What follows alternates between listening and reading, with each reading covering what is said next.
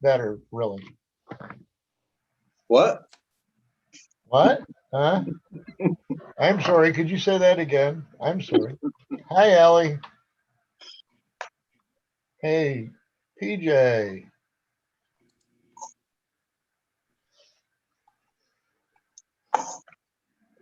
So I came in when you were talking about the training and what was going to happen with the session. The training is that once we get done with the meeting, I think we're going to adjourn the meeting and then stay and just have training, which we're allowed to do together separately, but we're also not going to have the public attend the training. Right. Yep. Sounds good. Hey, Meg.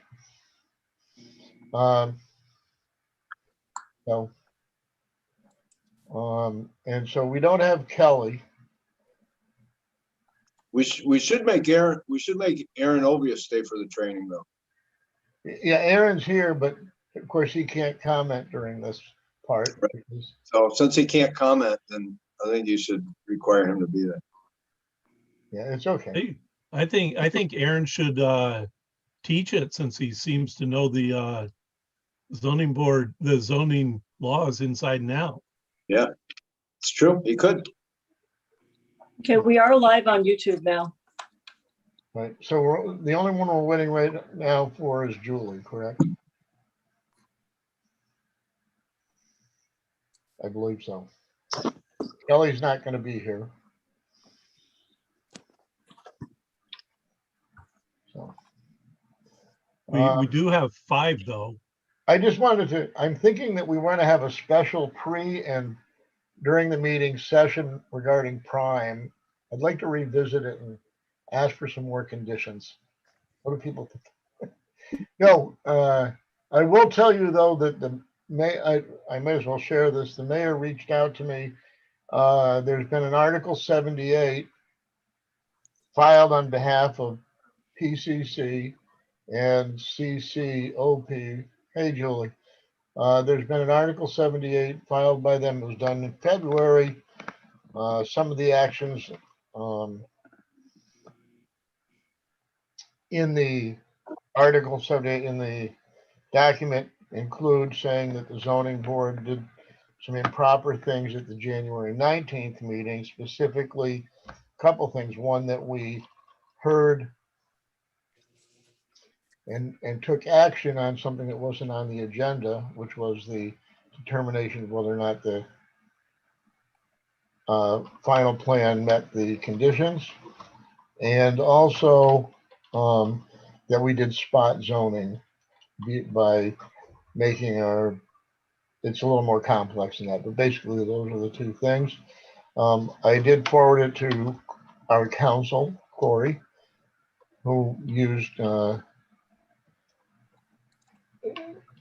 phrases that we won't go into, but just needless to say, he was not concerned about them. Said that there's no part of open meeting law that requires an item to be on an agenda to be voted on. As a matter of fact, there's no part of open meeting law that requires an agenda for a zoning board, number one, and so that we certainly could do that. He did have a question, Lisa, about when it was filed. I sent him the email that you sent on the 20th, I think. Okay, and I guess I'm going to assume that was the filing date for, it doesn't matter, they were within 30 days anyway, frankly. But that was the filing date for the 2 resolutions, which we actually did after the 19th, right? After we determined that they met the conditions. So I sent him back a question. I haven't heard back yet to say, could that be, considered the filing for both the resolutions and the fact that they met the conditions? In other words, that anyway, he hasn't answered me back, but he wasn't very concerned about that. And he said that we can't do spot zoning as a zoning board because that's legislative, where you move to change the law or the rule. That's what he said, basically. I just want to let you know about that. There's nothing we can do about it. Even when Chris Rosenquist first called me about it, then had Dean Sneller send it to me. They're responding. It has nothing. There's nothing we can do about it or need to do, or Don't let it keep you from sleeping this evening. Okay. Anyway, we have one item tonight, TW Way, which is Terrace West Apartments. In a nutshell, somebody wants to purchase it and subdivide it in half. Nothing is going to change about it. From the outside, we've seen this before, like out at Roger Kennedy's thing, Harbor, whatever it is, where boundary lines change or something gets divided into two parcels and you can't even see the difference to the naked, the public wouldn't even know. And especially in this particular one, it's a pre-existing any of the zoning or any of the stuff with plan unit development. So none have been created, and it's asking for the same variances we've granted several times for more than one principal structure, more than 24 units on each lot.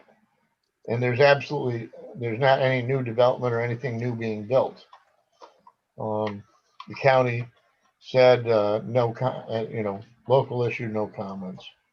So anyway, that's what we have this evening. We'll go through that. There's going to be a public hearing for that. I believe we may have some comments from neighbors of the public.